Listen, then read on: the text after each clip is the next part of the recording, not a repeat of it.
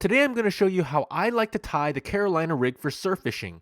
This might be the easiest way to catch a fish from the surf in California, and we'll go over everything. In other words, rod, reel, line, terminal tackle, detailed rigging, and bait selection that you'll need to get on the beach and catch your first fish. In part 2 of this series, I'll be covering basic tips and techniques when fishing the sea rig, so consider subscribing if you don't want to miss out. And if you're new to the channel, thanks so much for stopping by. My name is Benji, and I'm just an average fisherman, so I know that if I can catch a fish, you can definitely catch a fish. So let's jump right into it with the recommended rod and reel specifications. Keep in mind, I live in Southern California, so I'll be sharing what works best for me down here, and I'll share adjusted recommendations based on if you live in the Central Coast or Northern California in the video description. For the rod, I recommend the Okuma Rockaway SP 8'6" medium light, which is a 2-piece rod with a line rating of 6 to 12 pounds and a lure rating of 3/16 to half an ounce. Just a quick note that this rod can easily handle a 3/4 ounce sinker, and I've confidently fished it multiple times as such. Some rods have more wiggle room than others, and this one definitely fits that category. I love this rod for fishing the Carolina rig in Southern California. It's super sensitive and will still be fun for pulling on smaller fish, but it's got plenty of backbone that can handle your bigger models of surf perch, corbina, and yellowfin croaker. I definitely recommend this rod for SoCal surf fishing, but if you're a beginner, here's a tip. You can use any rod. Just be sure to pick one that has similar action, line, and lure specifications. You want the power to be around a medium light, action, medium fast, or fast, a line rating of 6 to 12 or up to 10 to 20, a lure rating of 3/16 to half ounce or 1/4 to 1 ounce. I pair my rod up with the Okuma Ceymar HD 3000 or Inspira 3000. Both of these reels are around 8 ounces and will work well in the surf as long as you take care of it. I use 15-pound J braid, but you can use any braid you prefer, and I recommend anywhere between 10 to 20-pound braid for this style of light line fishing. Next, we'll jump into the terminal tackle that you need for the Carolina rig.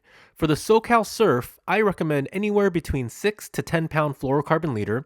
It's dealer's choice and dependent on the specs of your rod choice. Egg sinkers ranging from 1/4 to 3/4 ounce, depending on the conditions. Orange or clear beads. Some like orange, some like clear. Lots of different theories. Just go with what you like. Size 10 to size 12 barrel swivels and size 4 to size 6 owner mosquito hooks. I keep the basics in this little box, and it's all I need when I'm on the water. Now for the rigging. Start by putting the braid through your egg sinker, followed by your bead.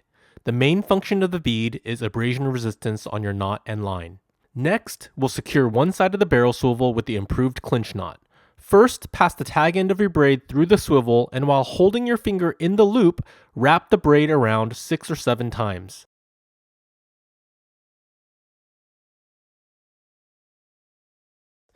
Then we'll pass the tag end of the braid through the loop that your finger is securing, and then we'll pass the tag end through the loop you've created directly above it. Wet your knot with spit or water, then tighten the knot down against the swivel.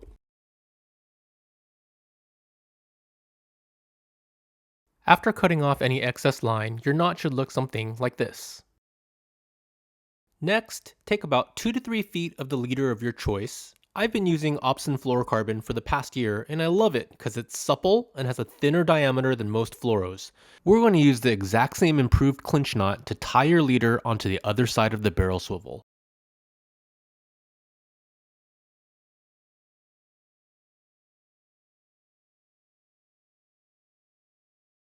After finishing, your rig should look something like this, with your sinker and bead moving freely on your braid.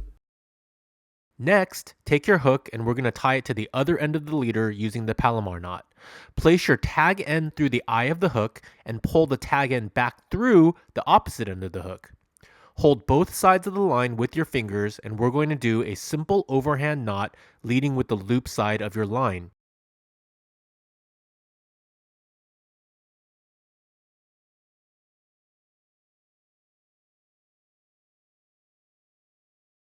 Without tightening the overhand knot, pull the hook through the loop.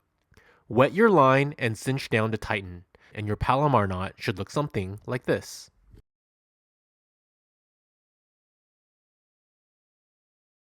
You've now completed the Carolina rig, and there are 2 main adjustments you can make that can impact your fishing success. First is the leader length. Generally speaking, I like fishing with about a 2-foot leader, but you can adjust it to be longer or shorter, and sometimes that can make a difference on a slower day. The second adjustment you can make is the size of your egg sinker. Go with a 1/4 ounce on super calm days, 1/2 ounce on decent conditions, and 3/4 ounce on rougher conditions.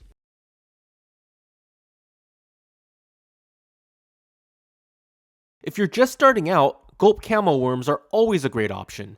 These are 6-inch versions which I pinch off and use in 2-inch segments. Another great option is the 2-inch Super Slayer grub from Honey Badger Baits, which flat out work. Another great option is the 2-inch Perch Puncher curly tail grubs from Big Lout Baits, which also get bit and they're extremely durable. Lastly, my current favorite, a smaller profile bait from Big Lout, Squiddy Bitties. These are just a few options, and I'd encourage you to have fun experimenting and trying out various options. To rig any of these baits, insert the hook point at the top and thread the body through the hook. Make sure you exit the body evenly with the hook. That's all there is to it. Thanks for watching. Until next time, tie lines.